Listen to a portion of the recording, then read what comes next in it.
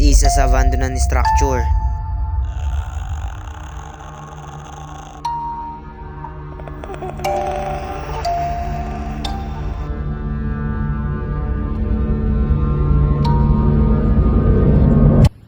Okay, ano to? Yan, pre. Kaya ko tignan, pre. Pre, bababa ka. Baka di tayo makalabas, pre. Uy! Delikado dito. Kasi tignan mo naman yung ilalim.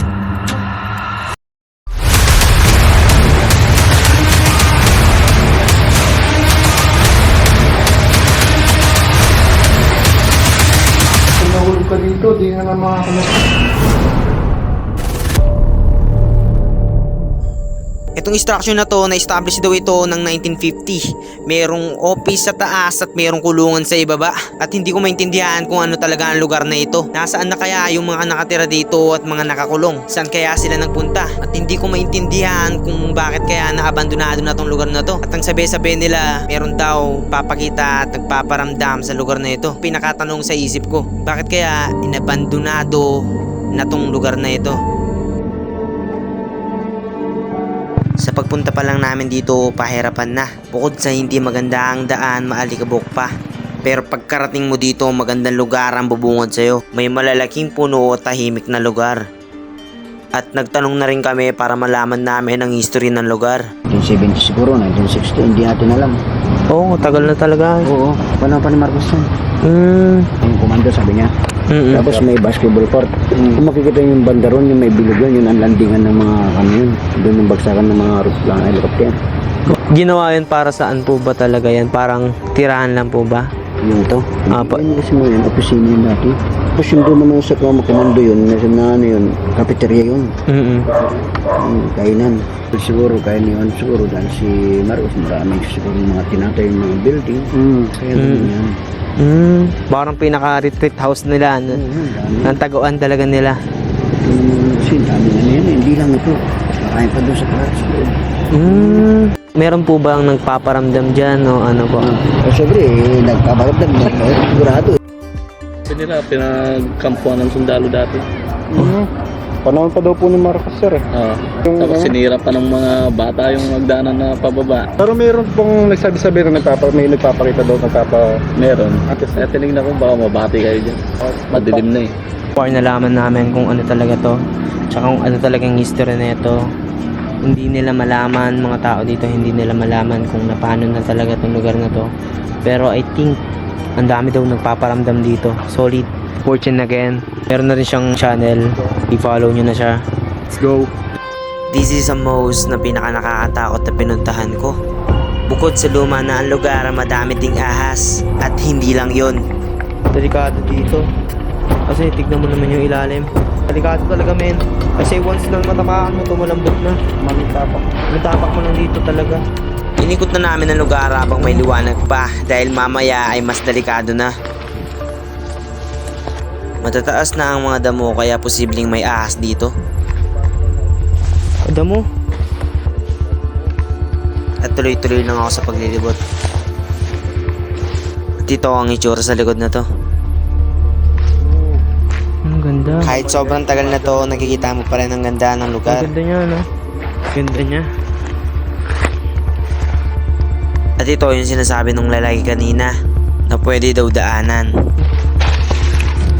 Hilak siya. Ito nga pala yung sinasabi siguro nilang kastilak nga ata. Dito kulungan talaga siya. Sa baba may kulungan siya. Sa kabe pwede na ma-explore. Pero napakadelikado. Delikado ang umapak dito dahil puro anay na.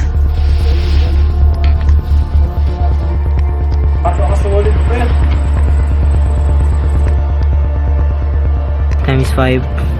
Naghihintay na lang kami gumabi and na-explore. And bago kami simula ng paranormal investigation kami ng gabi para mas attractive sila sa mga para attractive yung mga kaluluwang hindi natin nakikita. And si Forge, Doorin nyo rin siya sa lalabas niyang video.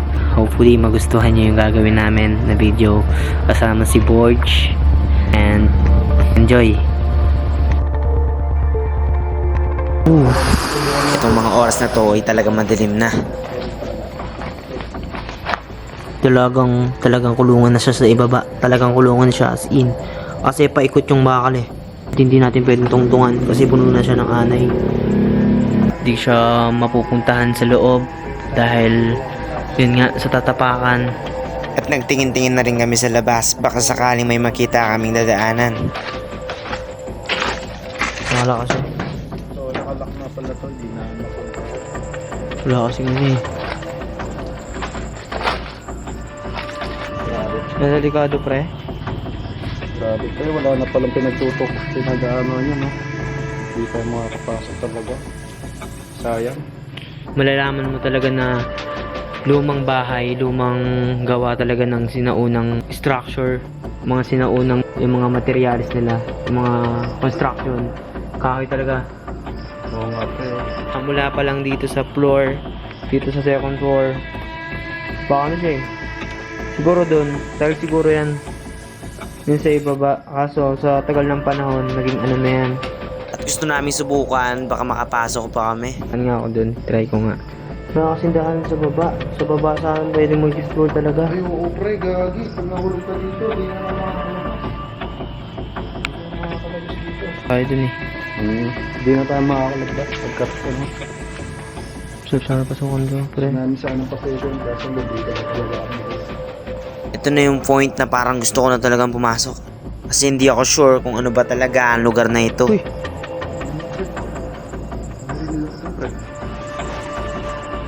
Malampag yun, di ba? Oo, parang may Parang merong tumalon. Ganun. kahoy na bilit.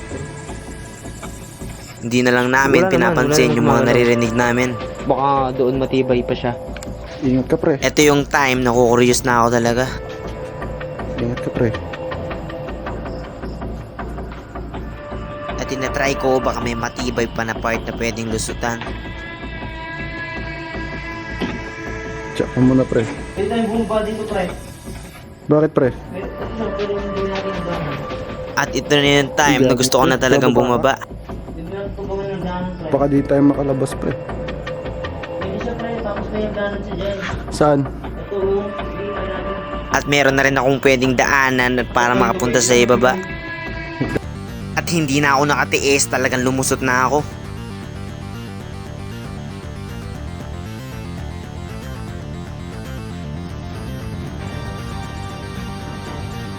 Gabi pre, pasya ka dyan. Pasya ka dyan. At nakababa na rin ako. At sumunod na rin si Borge. Kaya ka, saka ka. Nalalay ka.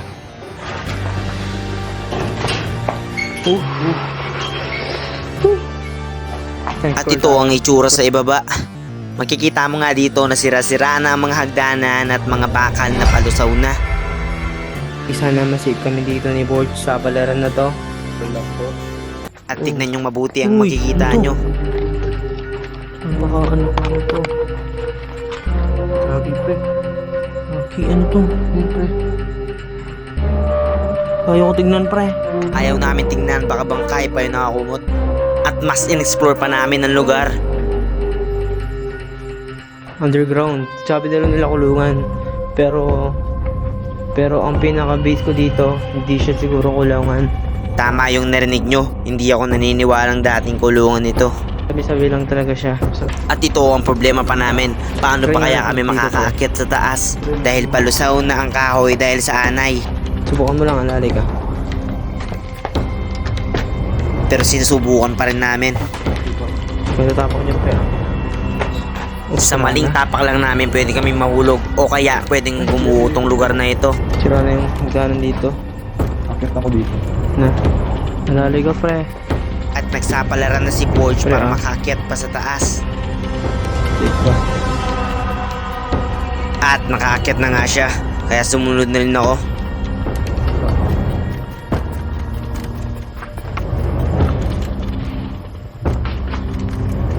Huwag kang sasagad dyan pre sa ano.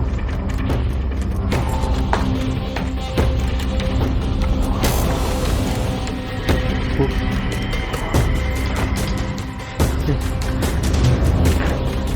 At makikita mo ang mga locker na pabagsak na. At makikita mo na mas malapitan ang mga kwarto dito. At lumabas muna kami sa lugar para kunin namin yung isa pa naming battery dahil palobat na ang camera ko. Palobat na. Ay, grabe. Sus. Oh, hindi ako naniniwala talaga siyang kulungan. Parang office lang talaga siya. Parang yun talaga ang kutob ko. Parang hindi naman talaga siya kulungan. Sa third floor, di na namin kaya ni board. At nag-set up na kami para matuloy na ang pag-investigate sa mga kaluluwa. So yung guys, susubok ay gagamitin na namin itong spirit talker. So po, nandito pa po kayo. Hindi po kayo namin kausap. At sa paghihintay namin na merong sumagot, biglang may sumipol.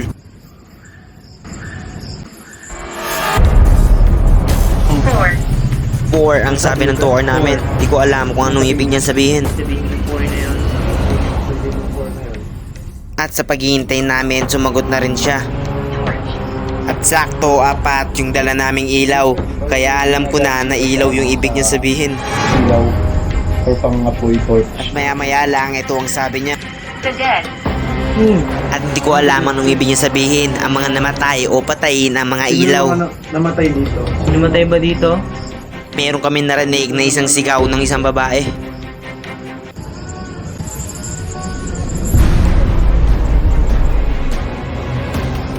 Metal. At nagbigay na siya ng isang pangalan ng isang babae. 1900. At ang sabi niya ay 1900s. Dollhouse. At ang sabi ng tour ko ay dollhouse. Di ko alam anong ibig niya sabihin. At maya-maya lang nang biglang Uy! Inapress ang Uy! hindi na lang namin pinapansin ang nangyari. Heart. Heart ang sinabi ng tour namin. Anong heart yun? Yung puso yung sinasabi mo. There. At ang sabi niya ay dito. Saan doon? He died. Sino yung Ang sabi niya lalaki na namatay. Sino yung namatay na yun? Sabi niya guys, Ito na yung guys, point na medyo mabigat na ang nararamdaman ko. Heart. At tignan nyo na mabuti ang makikita nyo. Puso. May humawak sa likuran ko na hindi ko nakikita. Ito yung video na hindi ko ikakat para makita nyo kung anong nangyayari na sa akin.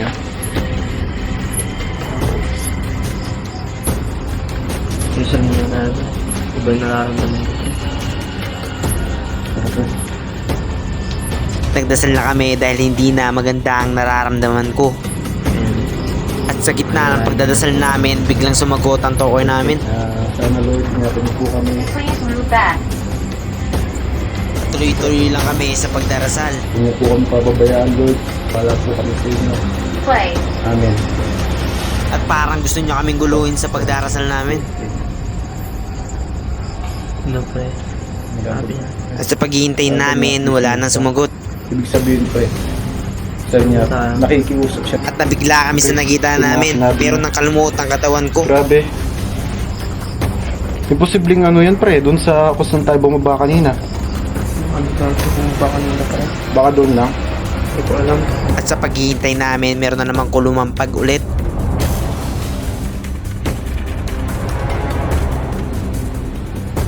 At meron kaming biglang may napansin. Pre, tara na. Oh, please.